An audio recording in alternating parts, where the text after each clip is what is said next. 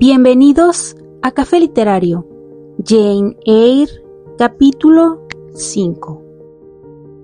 Aún no acababan de dar las 5 de la mañana del 19 de enero, cuando Bessie entró en mi cuarto con una vela en la mano y me encontró ya preparada y vestida.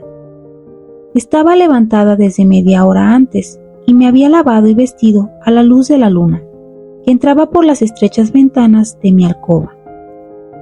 Me marchaba aquel día en un coche que pasaría por la puerta a las 6 de la mañana. En la casa no se había levantado nadie más que Bessie. Había encendido el fuego en el cuarto de jugar y estaba preparando mi desayuno. Hay pocos niños que tengan ganas de comer cuando están a punto de emprender un viaje, y a mí me sucedió lo que a todos. Bessie, después de instarme inútilmente a que tomase algunas cucharadas de sopa de leche, envolvió algunos bizcochos en un papel y los guardó en mi saquito de viaje. Luego me puso el sombrero y el abrigo. Se envolvió ella en un mantón y las dos salimos de la estancia. Al pasar junto al dormitorio de mi tía, me dijo: ¿Quiere usted entrar para despedirse de la señora? No, Bessie. La tía fue a mi cuarto anoche y me dijo que cuando saliera no era necesario que la despertase, ni tampoco a mis primos. Luego me aseguró que tuviera en cuenta siempre que ella era mi mejor amiga y que debía decírselo a todo el mundo. ¿Y qué contestó usted, señorita? Nada, me tapé la cara con las sábanas y me volví hacia la pared. Eso no está bien. Sí está bien, Bessie, mi tía no es mi amiga, es mi enemiga. No diga eso, señorita Jane. Cruzamos la puerta. Yo exclamé: «Adiós, Gateshead». Aún brillaba la luna y reinaba la oscuridad. Bessie llevaba una linterna cuya luz oscilaba sobre la arena del camino, húmeda por la nieve recién fundida. El amanecer invernal era crudo. Helaba. Mis dientes castañaban, aterida de frío. En el pabellón de la portería brillaba una luz. La mujer del portero estaba encendiendo la lumbre. Mi equipaje se hallaba a la puerta. Lo había sacado de casa la noche anterior. A los 5 o 6 minutos sentimos a lo lejos el ruido de un coche. Me asomé y vi las luces de los faroles avanzando entre las tinieblas. ¿Se va sola?, preguntó la mujer. Sí. ¿Hay mucha distancia? 50 millas. ¡Qué lejos! No sé cómo la señora la deja hacer sola un viaje tan largo. El coche, tirado por 4 caballos, iba cargado de pasajeros. Se detuvo ante la puerta. El encargado y el cochero nos metieron prisa. Mi equipaje fue izado sobre el techo. Me separaron del cuello de Bessie, a quien estaba cubriendo de besos. «Tenga mucho cuidado con la niña», dijo Bessie al encargado del coche cuando éste me acomodaba en el interior. Sí, contestó él. La portezuela se cerró. Una voz exclamó: «¡Listos!», y el carruaje empezó a rodar. Así me separé de Bessie y de Gateshead, rumbo a las que me parecían entonces regiones desconocidas y misteriosas. Recuerdo muy poco de aquel viaje. El día me pareció de una duración sobrenatural y tuve la impresión de haber rodado cientos de millas por la carretera. Atravesamos varias poblaciones y en una de ellas, muy grande, el coche se detuvo y se desengancharon los caballos. Los viajeros se apearon para comer. El encargado me llevó al interior de una posada con el mismo objeto, pero como yo no tenía apetito, se fue, dejándome en una inmensa sala de cuyo techo pendían un enorme candelabro y en lo alto de una de cuyas paredes había una especie de galería, donde se apilaban varios instrumentos de música. Permanecí allí largo rato, sintiendo un angustioso temor de que viniese alguien y me secuestrara. Yo creía firmemente en la existencia de los secuestradores de niños, ya que tales personajes figuraban con gran frecuencia en los cuentos de Bessie. Al fin vinieron a buscarme. Mi protector me colocó en mi asiento, subió al suyo, tocó la trompeta y el coche comenzó a rodar sobre la calle empedrada. La tarde era sombría y nublada. Llegaba el crepúsculo. Yo comprendía que debíamos estar muy lejos de Gateshead. El panorama cambiaba. Ya no atravesábamos ciudades. Grandes montañas grises cerraban el horizonte, y al oscurecer descendimos a un valle poblado de bosque. Luego se hizo de noche del todo, y yo oí silbar lúgubremente el viento entre los árboles. Arrullada por el sonido, me dormí. Me desperté al cesar el movimiento del vehículo. Vi por la ventanilla una puerta cochera abierta, y en ella, iluminada por faroles, una persona que me pareció ser una criada. ¿No viene aquí una niña llamada Jane Eyre?, preguntó. Sí, repuse. Me sacaron, bajaron mi equipaje y el coche volvió inmediatamente a ponerse en marcha. Ya en la casa, procuré, ante todo, calentar al fuego mis dedos agarrotados por el frío, y luego lancé una ojeada a mi alrededor. No había ninguna luz encendida, pero a la vacilante claridad de la chimenea se distinguían, a intervalos, paredes empapeladas, alfombras, cortinas y brillantes muebles de caoba. Aquel salón no era tan espléndido como el de Gateshead, pero sí bastante lujoso.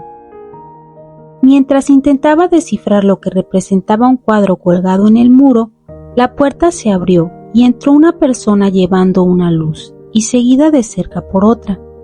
La primera era una señora alta, de negro cabello, negros ojos y blanca y despejada frente. Su aspecto era grave, su figura erguida. Iba medio envuelta en un chal. Es muy pequeña para dormir sola, dijo al verme, mientras ponía la luz sobre una mesa. Me miró atentamente durante unos minutos y agregó: «Valdrá más que se acueste pronto. Parece muy fatigada». «¿Estás cansada, verdad?», me preguntó, colocando una mano sobre mi hombro. «Y seguramente tendrás apetito. Dele algo de comer antes de acostarla, señorita Miller. ¿Es la primera vez que te separas de tus padres, niña?». Le contesté que no tenía padres y me preguntó cuánto tiempo hacía que habían muerto. Después se informó de mi edad y de si sabía leer y escribir. Me acarició la mejilla afectuosamente y me despidió diciendo: «Confío en que seas obediente y buena». La señora que había hablado representaba unos 29 años. La que ahora me conducía y a la que la otra llamara Miller parecía más joven. La primera me impresionó por su aspecto y su voz. Esta otra era más ordinaria, más rubicunda, muy apresurada en su modo de andar y en sus actos, como quien tiene entre sus manos múltiples cosas. Me pareció desde luego, lo que más tarde averigüé que era, una profesora auxiliar. Guiada por ella recorrí los pasillos y estancias de un edificio grande e irregular, a cuyo extremo, saliendo por fin del profundo y casi temeroso silencio que reinaba en el resto de la casa, escuché el murmullo de muchas voces, y entré en un cuarto muy grande, en cada uno de cuyos extremos había 2 mesas alumbradas cada una por 2 bujías. Alrededor de las mesas estaban sentadas en bancos muchas muchachas de todas las edades, desde los 9 o 10 años hasta los 20. A primera vista me parecieron innumerables, aunque en realidad no pasaban de 80. Todas vestían una ropa de idéntico corte y de color pardo. Era la hora de estudio, se hallaban enfrascadas en aprender sus lecciones del día siguiente, y el murmullo que yo sintiera era el resultado de las voces de todas ellas, repitiendo sus lecciones a la vez. La señorita Miller me señaló asiento en un banco próximo a la puerta, y luego, situándose en el centro de la habitación, gritó: «Instructoras, recojan los libros». 4 muchachas de elevada estatura se pusieron en pie y recorrieron las mesas recogiendo los libros. La señorita Miller dio otra voz de mando: «Instructoras, traigan las bandejas de la comida». Las 4 muchachas altas salieron y regresaron portando una bandeja cada una. En cada bandeja había porciones de algo que no pude observar lo que era, y, además, un jarro de agua y un vaso. Las instructoras circularon por el salón. Cada muchacha cogía de la bandeja una de aquellas porciones y, si quería beber, Lo hacía en el vaso de todas. Yo tuve que beber porque me sentía sedienta, pero no comí lo que, según pude ver entonces, era una delgada torta de avena partida en pedazos. Terminada la colación, la señorita Miller leyó las oraciones y las escolares subieron las escaleras formadas de 2 en 2. Ya estaba tan muerta de cansancio que no me di cuenta siquiera de cómo era el dormitorio, salvo que, como el cuarto de estudio, me pareció muy grande. Aquella noche dormí con la señorita Miller, quien me ayudó a desnudarme. Luego lancé una mirada a la larga fila de lechos, en cada uno de los cuales había 2 muchachas. 10 minutos más tarde, la única luz del dormitorio se apagaba y yo me dormí. La noche pasó deprisa. Yo estaba tan cansada que no soñé nada. Solo una vez creí oír bramar el viento con furia y escuchar la caída de agua de una catarata. Me desperté. Era la señorita Miller que dormía al lado mío. Cuando volví a abrir los ojos, sentí tocar una ronca campana. Aún no era de día y el dormitorio estaba iluminado por 1 o 2 lamparillas. Tardé algo en levantarme, porque hacía un frío agudo, y, cuando al fin me vestí, tuve que compartir el lavabo con otras 6 muchachas, lo que no hubiera ocurrido de haberme levantado antes. Volvió a sonar la campana y las alumnas se alinearon y bajaron las escaleras por parejas. Entramos en el frío cuarto de estudio. La señorita Miller leyó las plegarias de la mañana y ordenó luego: fórmense por clases. A continuación siguió un alboroto de varios minutos, durante los cuales la señorita Miller no cesaba de repetir: ¡Orden! ¡Silencio! Cuando el tumulto cesó, vi que las muchachas se habían agrupado en 4 semicírculos, colocados frente a 4 sillas situadas ante 4 mesas. Todas las alumnas tenían un libro en la mano y en cada mesa, ante la silla vacía, había un libro grande, como una Biblia. Siguió un silencio. Después comenzó a circular el vago rumor que se produce siempre que hay una muchedumbre reunida. La señorita Miller recorrió los grupos acallando aquel reprimido murmullo. Sonó otra campana e inmediatamente 3 mujeres entraron y se instalaron cada una en uno de los 3 asientos vacíos. La señorita Miller se instaló a la 4ª silla vacante, la más cercana a la puerta, y en torno a la cual estaban reunidas las niñas más pequeñas. Me llamaron a aquella clase y me colocaron detrás de todas. Se repitió la plegaria diaria y se leyeron varios capítulos de la Biblia, en lo que se invirtió más de 1 hora. Cuando acabó aquel ejercicio, era día claro. La infatigable campana sonó por 4ª vez. Yo me sentía encantada ante la perspectiva de comer alguna cosa. Estaba desmayada, ya que el día anterior apenas había probado bocado. El refectorio era una sala grande, baja de techo y sombría. En 2 largas mesas humeaban recipientes llenos de algo que, con gran disgusto mío, estaba lejos de despedir un olor atractivo. Una general manifestación de descontento se produjo al llegar a nuestras narices aquel perfume. Las muchachas mayores, las de la primera clase, murmuraron: «Es indignante, otra vez el potaje quemado».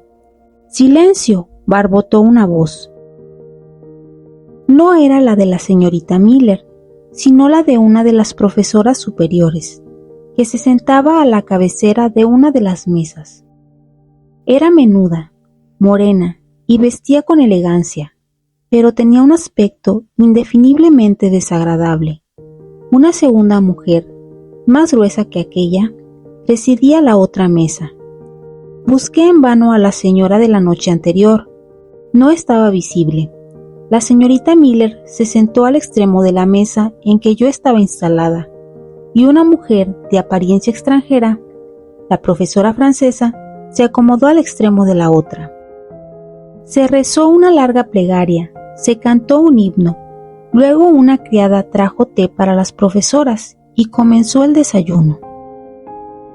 Devoré las 2 o 3 primeras cucharadas sin preocuparme del sabor, pero casi enseguida me interrumpí sintiendo una profunda náusea. El potaje quemado sabe casi tan mal como las patatas podridas. Ni aun el hambre más aguda puede con ello.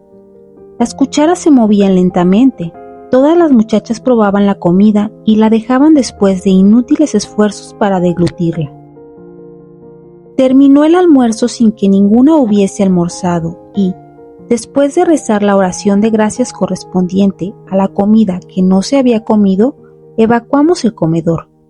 Yo fui de las últimas en salir y vi que una de las profesoras probaba una cucharada de potaje. Hacía un gesto de asco y miraba a las demás. Todas parecían disgustadas. Una de ellas, la gruesa, murmuró: «¡Qué porquería! ¡Es vergonzoso!».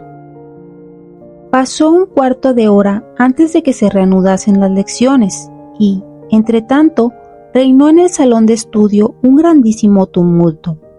En aquel intervalo se permitía hablar más alto y con más libertad, y todas se aprovechaban de tal derecho.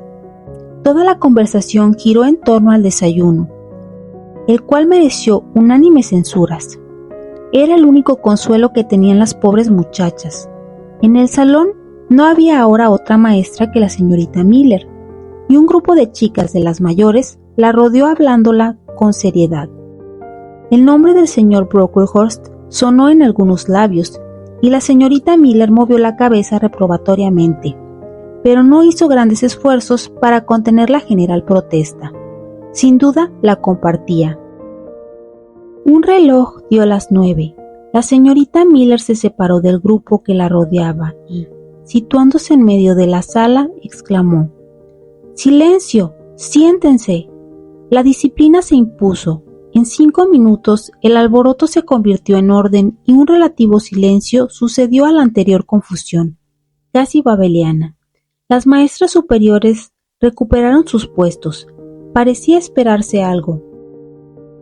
Las 80 muchachas permanecían inmóviles, rígidas, todas iguales, con sus cabellos peinados lisos sobre las orejas, sin rizo alguno visible, vestidas de ropas oscuras, con un cuello estrecho y un bolsillo grande en la parte delantera del uniforme. Una veintena de alumnas eran muchachas muy mayores, o mejor dicho, mujeres ya formadas, y aquel extraño atuendo oscuro daba un aspecto ingrato incluso a las más bonitas de entre ellas. Yo las contemplaba a todas, y de vez en cuando dirigía también miradas a las maestras. Ninguna de estas me gustaba. La gorda era un poco ordinaria, la morena un poco desagradable, la extranjera un poco grotesca. En cuanto a la pobre señorita Miller, era tan rubicunda, estaba tan curtida por el sol, parecía tan agobiada de trabajo. Mientras mis ojos cerraban de unas a otras, todas las clases, como impulsadas por un resorte, se pusieron en pie simultáneamente. ¿Qué sucedía? Yo estaba perpleja. No había oído dar orden alguna. Antes de que saliese de mi asombro, todas las alumnas volvieron a sentarse y sus miradas se concentraron en un punto determinado. Miré también hacia él y vi entrar a la persona que me recibiera la noche anterior.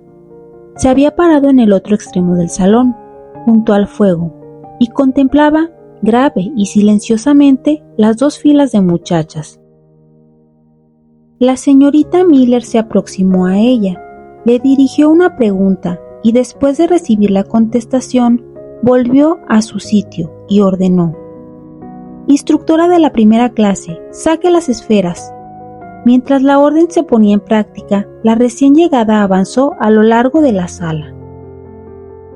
Aún me acuerdo de la admiración con que seguía cada uno de sus pasos. Vista a la luz del día, parecía alta, bella y arrogante.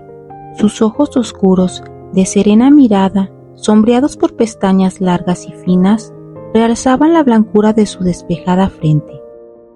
Sus cabellos formaban rizos sobre las sienes, según la moda de entonces, y llevaba un vestido de tela encarnada con una especie de orla de terciopelo negro, a la española. Sobre su corpiño brillaba un reloj de oro. En aquella época los relojes eran un objeto poco común. Si añadimos a este retrato unas facciones finas y un cutis pálido y suave, tendremos, en pocas y claras palabras, una idea del aspecto exterior de Miss Temple, ya que se llamaba María Temple, como supe después al ver escrito su nombre en un libro de oraciones que me entregaron para ir a la iglesia. La inspectora del colegio de Lowood, pues aquel era el cargo que ocupaba, se sentó ante dos esferas que trajeron y colocaron sobre una mesa, y comenzó a dar la primera clase, una lección de geografía. Entretanto, las otras maestras llamaron a las alumnas de los grados inferiores, y durante 1 hora se estudió historia, gramática, etc. Luego siguieron escritura y aritmética, y finalmente Miss Temple le enseñó música a varias de las alumnas de más edad. La duración de las lecciones se marcaba por el reloj. Cuando dieron las 12, la inspectora se levantó. «Tengo que hablar 2 palabras a las alumnas», dijo. El tumulto consecutivo al fin de las lecciones iba ya a comenzar, pero al sonar la voz de la inspectora se calmó. «Esta mañana les han dado un desayuno que no han podido comer. Deben ustedes estar hambrientas. He ordenado que se sirva a todas un bocadillo de pan y queso. Esto se hace bajo mi responsabilidad», aclaró la inspectora, y enseguida salió de la sala. El queso y el pan fueron distribuidos inmediatamente con gran satisfacción de las pupilas. Luego se dio la orden de «al jardín». Cada una se puso un sombrero de paja ordinaria con cintas de algodón y una capita gris. A mí me equiparon con idénticas prendas y siguiendo la corriente general salí al aire libre. El jardín era grande, estaba rodeado de tapias tan altas que impedían toda mirada del exterior. Una galería cubierta corría a lo largo de uno de los muros. Entre 2 anchos caminos había un espacio dividido en pequeñas parcelas, cada una de las cuales estaba destinada a una alumna, a fin de que cultivase flores en ella. Aquello debía ser muy lindo cuando estuviera lleno de flores, pero entonces nos hallábamos a fines de enero y todo tenía un triste color parduzco. El día era muy malo para jugar a cielo descubierto. No llovía, pero una amarillenta y penetrante neblina lo envolvía todo, y los pies se hundían en el suelo mojado. Las chicas más animosas y robustas se entregaban, sin embargo, a ejercicios activos, pero las menos vigorosas se refugiaron en la galería para guarecerse y calentarse. La densa niebla penetró tras ellas. Yo oía de vez en cuando el sonido de una tos cavernosa. Ninguna me había hecho caso, ni yo había hablado a ninguna, pero como estaba acostumbrada a la soledad, no me sentía muy disgustada. Me apoyé contra una pilastra de la galería, me envolví en mi capa y, procurando olvidar el frío que sentía y el hambre que aún me hostigaba, me entregué a mis reflexiones, harto confusas para que merezcan ser recordadas. Yo no me daba apenas cuenta de mi situación. Gateshead y mi vida anterior me parecían flotar a infinita distancia. El presente era aún vago y extraño, y no podía conjeturar nada sobre el porvenir. Contemplé el jardín y la casa. Era un vasto edificio, la mitad de la cual aparecía grisáceo y viejo, y la otra mitad completamente nuevo. Esta parte estaba salpicada de ventanas enrejadas y columnas que daban a la construcción un aspecto monástico. En aquella parte del edificio se hallaba el salón de estudio y el dormitorio. En una lápida colocada sobre la puerta se leía esta inscripción: Institución Lowood, parcialmente reconstruida por Naomi Brocklehurst, de Brocklehurst Hall, sitio en este condado. Ilumínanos, Señor, para que podamos conocerte y glorificar a tu Padre, que está en los cielos. San Mateo, versículo 16. Yo leí y releí tales frases, consciente de que debían tener alguna significación, y de que entre las primeras palabras y el versículo de la Santa Escritura citado a continuación, debía existir una relación estrecha. Estaba intentando descubrir esta relación cuando oí otra vez la tos de antes, y, volviéndome, vi que la que tosía era una niña sentada cerca de mí sobre un asiento de piedra. Leí atentamente un libro, cuyo título, Racelas, me pareció extraño y por tanto atractivo. Al ir a pasar una hoja, me miró casualmente y entonces la interpelé. ¿Es interesante ese libro? Y ya había formado en mi interior la decisión de pedirle que me lo prestase alguna vez. A mí me gusta, repuso, después de contemplarme durante algunos instantes. ¿De qué trata?, continué. Aquel modo de abordarla era contrario a mis costumbres, pero verla entregada a tal ocupación hizo vibrar las cuerdas de mi simpatía. A mí también me gustaba mucho leer, si bien solo las cosas infantiles, porque las lecturas más serias y profundas me resultaban incomprensibles.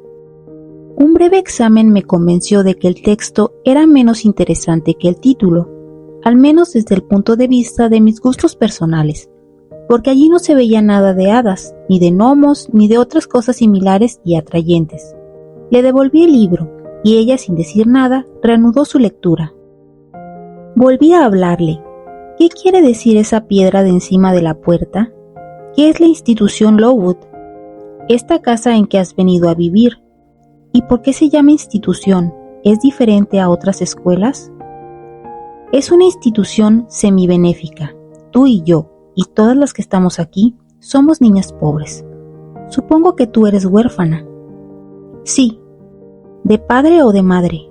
No tengo padre ni madre. Los dos murieron antes de que yo pudiera conocerles. Pues aquí todas las niñas son huérfanas de padre o madre, o de los dos, y por eso esto se llama institución benéfica para niñas huérfanas. ¿Es que no pagamos nada? ¿Nos mantienen de balde? No, nuestros parientes pagan 15 libras al año. Entonces, ¿cómo se llama una institución semibenéfica? Porque 15 libras no bastan para cubrir los gastos y vivimos gracias a los que se suscriben con dádivas fijas. ¿Y quiénes se suscriben? Señoras y caballeros generosos de los contornos y de Londres. ¿Quién era Naomi Brocklehurst? La señora que reconstruyó la parte nueva de la casa. Es su hijo quien manda ahora en todo esto. ¿Por qué? Porque es el tesorero y director del establecimiento. De modo que la casa no pertenece a esa señora alta que lleva un reloj y que mandó que nos diesen pan y queso. ¿Miss Temple? No, sería mejor, pero no. Ella tiene que responder ante el señor Brocklehurst de todo lo que hace. Es él quien compra la comida y la ropa para nosotras. ¿Vive aquí? No, a 2 millas de distancia, en un palacio muy grande. ¿Es bueno ese señor? Dicen que hace muchas caridades. Es sacerdote. ¿Y la señora alta es la señorita Temple? Sí. ¿Y las otras profesoras? La de las mejillas encarnadas es la señorita Smith, y está encargada de las labores. Ella corta nuestros vestidos. Nosotras hacemos todo lo que llevamos. La bajita de pelo negro es la señorita Scarch. Enseña historia y gramática, y está encargada de la segunda clase. La del chal y el bolsillo atado a la cintura con una cinta amarilla se llama Madame Pierrot. Es francesa y enseña francés. ¿Son buenas las maestras? Sí, bastante buenas. ¿Te gusta la del pelo negro y la señora esa francesa? No puedo pronunciar su nombre. La señorita Scarch es un poco violenta. Debes procurar no molestarla. Madame Pierrot no es mala persona. Pero la señorita Temple es mejor que todas, ¿no? La señorita Temple es muy buena y muy inteligente, por eso manda en las demás. ¿Llevas mucho tiempo aquí? 2 años. ¿Eres huérfana? No tengo madre. ¿Eres feliz aquí? ¿Cuántas preguntas? Yo creo que ya te he dado bastantes contestaciones por ahora. Déjame leer. Pero en aquel momento tocaron a comer y todas entramos en la casa. El aroma que ahora llegaba del refractario no era mucho más apetitoso que el del desayuno. La comida estaba servida en 2 grandes recipientes de hojalata, y de ellos exhalaba un fuerte olor a manteca rancia. Aquello se componía de patatas insípidas y de trozos de carne pasada, cocido todo a la vez. A cada alumna se le sirvió una ración relativamente abundante. Yo comí lo que me fue posible, y me consternó pensar en que la comida de todos los días pudiera ser siempre igual. Inmediatamente después de comer, volvimos al salón de estudios, y las lecciones se reanudaron, y prosiguieron hasta las 5 de la tarde. El único incidente digno de mención consistió en que la muchacha con quien yo charlaba en la galería fue castigada por Miss Scratch mientras daba clase de historia, a salir al centro del salón y permanecer allí en pie. El castigo me pareció muy afrentoso, particularmente para una muchacha de 13 años o más, como representaba tener. Creí que daría muestras de nerviosidad o vergüenza, pero con gran asombro mío, ni siquiera se ruborizó. Permaneció impertérrita y seria en medio del salón, sirviendo de blanco a todas las miradas. ¿Cómo podrá estar tan serena?, pensaba yo. Si me hallase en su lugar, creo que desearía que la tierra se abriese y me tragase. Sin embargo, ella mira como si no pensara en que está castigada, como si no pensase siquiera en lo demás que la rodea. He oído decir que hay quien sueña despierto. ¿Será que está soñando despierta? Tiene la mirada fija en el suelo, pero estoy segura de que no lo ve. Parece que mira dentro de sí. A lo mejor está recordando cosas de antes y no se da cuenta de lo que pasa ahora. ¡Qué niña tan rara! No se puede saber si es mala o buena. Poco después de las 5 hicimos otra comida, consistente en una taza de café y media rebanada de pan moreno. Comí el pan y bebí el café con deleite, pero hubiera tomado mucho más de ambas cosas. Seguía hambrienta. Luego tuvimos otra media hora de recreo. Después volvimos al estudio. Más tarde nos dieron el vaso de agua y el pedazo de torta de avena, y al fin nos acostamos. Así transcurrió el primer día de mi estancia en Lowood. Hemos finalizado este 5º capítulo. Espero que les haya gustado. No se olviden de compartir y suscribirse al canal.